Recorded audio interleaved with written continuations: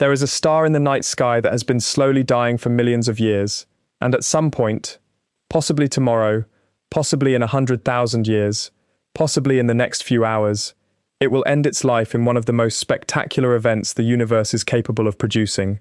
When that happens, the night sky as human beings have known it for all of recorded history will change in a way that no living person has ever witnessed.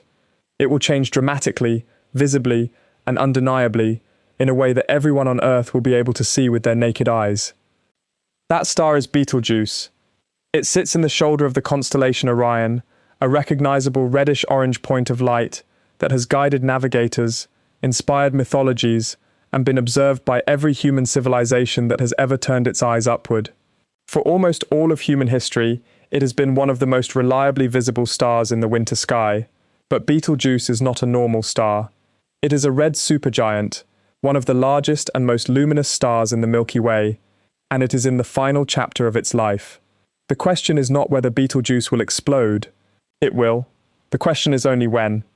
And when it does, what you see when you look up will be something that no human being has seen in nearly 1,000 years. To understand what's about to happen to Betelgeuse, you need to understand what red supergiants are and why they die the way they do. Stars are, at their core, engines of nuclear fusion. The entire life of a star is a balancing act between two forces: gravity, pulling everything inward, and the outward pressure produced by the energy of nuclear reactions at the star's center.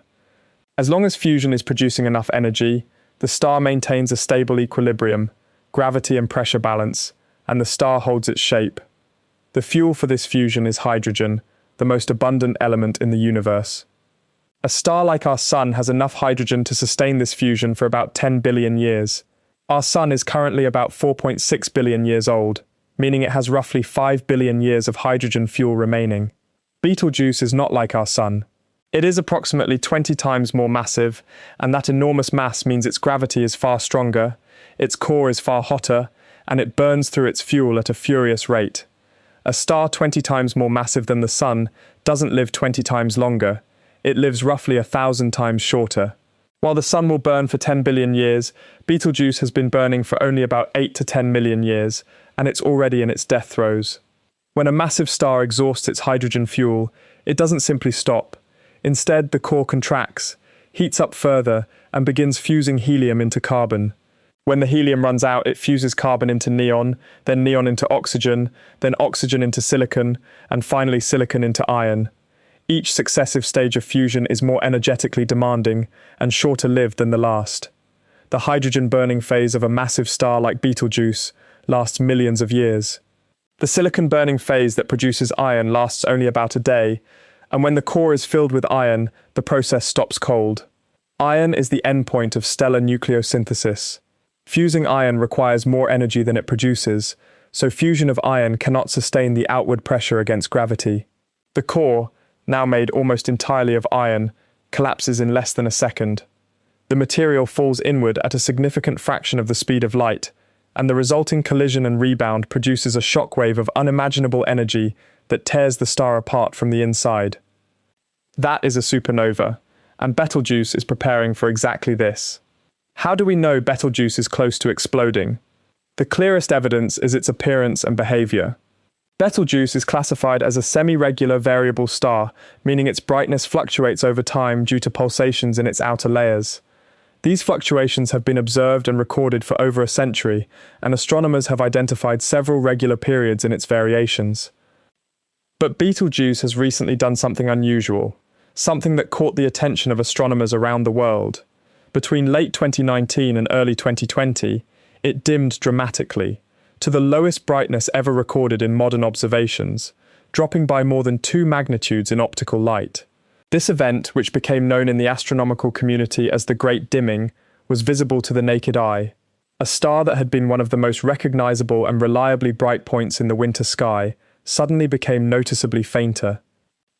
The cause of the Great Dimming was eventually traced to 2 overlapping effects: an outward pulse from the star's surface that ejected a massive cloud of material, combined with a normal dip in the star's pulsation cycle that happened to coincide with the dimming from the ejected material condensing into dust. The 2 effects together temporarily blocked a significant fraction of Betelgeuse's light from reaching Earth. What made this event scientifically significant wasn't just the dimming itself, but what it revealed about the star's surface and interior. The ejection of such a large mass of material from the star's surface is consistent with the kind of violent behavior expected from a red supergiant approaching the end of its life. The stellar surface is so turbulent, and the star's gravity is so poorly able to retain its outer layers, that material is constantly being shed into space at an extraordinary rate. Betelgeuse is estimated to be losing mass at a rate of about 10 to the -6 solar masses per year, meaning it's shedding material equivalent to the mass of Earth roughly every 8 years. Over the millions of years of its life, this stellar wind has created an enormous bubble of circumstellar material surrounding the star, a cocoon of gas and dust that it has exhaled over millennia. None of this proves that Betelgeuse is on the verge of exploding in any human meaningful timescale. The current best estimates put the remaining lifetime of Betelgeuse somewhere between a few hundred years and 100,000 years. That's a significant range of uncertainty, and it means the explosion could genuinely happen any time. Astronomers cannot be more precise than this because the exact timing depends on the internal structure of the star's core in ways that are currently impossible to measure directly. What we can say with confidence is that Betelgeuse has already exhausted its hydrogen fuel, is well advanced in its subsequent fusion stages, and will end its life as a core collapse supernova within a cosmically short time frame. Whether that's next week or 1,000 years from now, no one knows. So what will actually happen when it does? The explosion itself begins in the star's core, where the iron core collapses in a fraction of a second. The resulting shockwave carries an enormous amount of energy outward through the star's layers, most of it in the form of neutrinos, which are emitted in a brief, intense burst that carries away the majority of the explosion's energy. These neutrinos travel outward at nearly the speed of light, passing through the star's outer layers almost completely unimpeded. It is actually these neutrinos that will give us our earliest warning that Betelgeuse has exploded. Neutrino detectors around the world, facilities in Japan, Canada, Italy and elsewhere, are sensitive enough to detect the burst of neutrinos from a Betelgeuse supernova. Since neutrinos travel at nearly the speed of light and pass through virtually everything, they will arrive at Earth approximately simultaneously with the initial explosion, potentially minutes to hours before the visible brightening of the star becomes apparent. This means we might actually have a brief advance warning, a neutrino signal arriving before the light, just as happened with the only supernova detected in modern times within our galactic neighborhood, the famous supernova 1987A in the Large Magellanic Cloud. The shockwave moving outward through the star will heat and compress the outer layers, and as it reaches the surface and breaks out into space, it will produce an initial flash of ultraviolet and X-ray radiation. This breakout signal will travel at the speed of light and will reach Earth roughly 700 years after the core collapse itself, because Betelgeuse is approximately 700 light-years away, meaning all the light we currently see from Betelgeuse actually left the star about 700 years ago, when European civilization was in the middle of the medieval period. Then, gradually, the star's outer layers will expand and heat up, beginning to shine with a brilliance that increases over hours and days as more and more of the expanding material catches fire in the shockwave. And this is where what you see from Earth becomes extraordinary. The brightness of a supernova is almost beyond ordinary description. Supernova 1987A, when it appeared in February 1987, reached a peak brightness of about magnitude 2.9, just barely visible to the naked eye from the southern hemisphere, but 1987A was about 168,000 light-years away, in a companion galaxy. Betelgeuse is only about 700 light-years away, more than 200 times closer. The difference in brightness scales with the inverse square of the distance, which means that Betelgeuse, being more than 200 times closer than 1987A, would be more than 40,000 times brighter than 1987A was.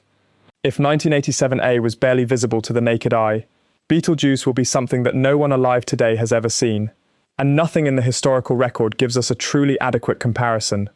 The closest historical analogue is SN 106, a supernova recorded by astronomers in China, Egypt, and Europe in the year 106, which reached an estimated apparent magnitude of around -7.5. For comparison, Venus at its brightest reaches about -4.6. The full moon is about -12.7. SN 1006 was, at its peak, bright enough to cast shadows at night, visible in full daylight, and reportedly so bright that it was possible to read by its light. Betelgeuse, At 700 light-years compared to SN 1006's estimated 7,200 light-years would be significantly closer, and the calculations suggest it could reach an apparent magnitude somewhere between -7 and -12, potentially comparable to the Moon at a quarter phase, and certainly bright enough to be clearly visible in broad daylight. Let that settle for a moment. There would be a second light source visible in the day sky. Not as bright as the sun, nothing comes close, but clearly, obviously visible as a bright point of light, even in the blue of the daytime sky, casting a visible shadow at night, washing out the surrounding stars in its region of the sky, in the way a full moon washes out stars near it. During the night, Orion as we know it would cease to exist as a recognizable constellation. The shoulder of the hunter would be replaced by a light source that dominates everything around it, a blazing point in a sea of dimmed neighbors, brighter than anything in the night sky except the moon. The familiar pattern of Orion, Betelgeuse and Rigel marking the shoulders and knees, Bellatrix and Saph at the other corners, the three belt stars in the center, would be completely unrecognizable, replaced by a brilliant asymmetric blaze where the hunter's left shoulder used to be. This extraordinary brightness would last for days to weeks at near-peak levels, then fade gradually over months, as the expanding shell of the explosion continues to cool and dim. For several months after the explosion, Betelgeuse would remain one of the brightest objects in the night sky, visible even in full daylight for weeks. After the initial fireworks fade, a different kind of spectacle would begin, and this one would persist for centuries. As the expanding material from the explosion continues to push outward into the surrounding space, including the enormous bubble of material that Betelgeuse has shed over millions of years, it will begin to glow. The shockwave colliding with this circumstellar material will heat it to high temperatures, causing it to emit light across a wide range of wavelengths.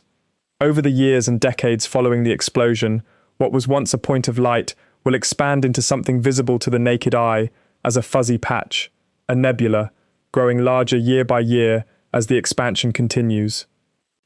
On a timescale of centuries, the Betelgeuse supernova remnant would become one of the great visual spectacles of the night sky, a glowing, expanding cloud of gas and dust where Orion's shoulder once blazed, visible to the naked eye as a soft glow and spectacular through binoculars or small telescopes, similar to, but far brighter than the famous Crab Nebula, which is the remnant of a supernova observed by Chinese astronomers in 1054 AD.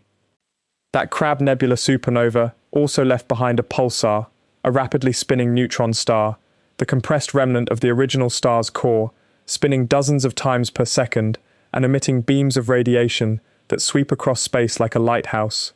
Betelgeuse's explosion will almost certainly do the same.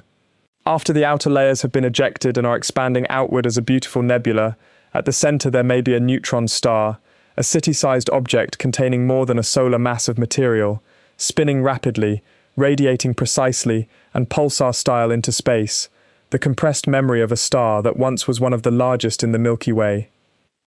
There is one more dimension to the Betelgeuse story that I want to dwell on before we finish, because it touches on something genuinely profound about what it means to observe the universe. The light we currently see from Betelgeuse left the star approximately 700 years ago. Every time you look at Betelgeuse in the winter sky, you are seeing the star as it was in the early 1300s, when the Black Death had not yet swept through Europe, when the Yuan dynasty was ruling China, when the great cathedrals of the Gothic period were still being constructed. This means something specific and slightly unsettling about the timing of the supernova. When Betelgeuse does explode, the light from that explosion will take about 700 years to reach us. But by the time astronomers detect the neutrino burst from a Betelgeuse supernova and the visible brightening begins, the explosion will have already occurred 700 years ago. The star that we watch so carefully, searching for signs of imminent death, may already be dead.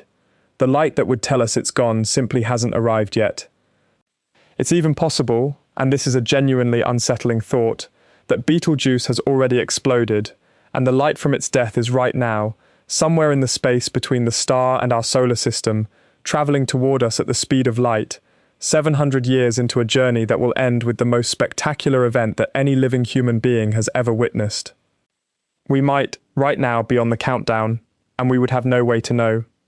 The night sky is a time machine, as I've said before. What we see when we look up is not the universe as it is, but the universe as it was, each object showing us a different slice of the past.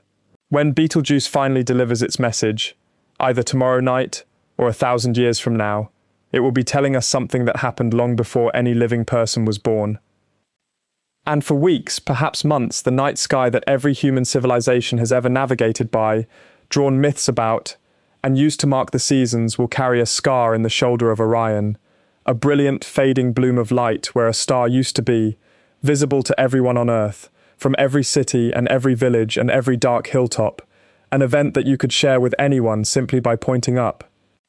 That is what the night sky will look like when Betelgeuse explodes, and it will be unlike anything we have ever seen.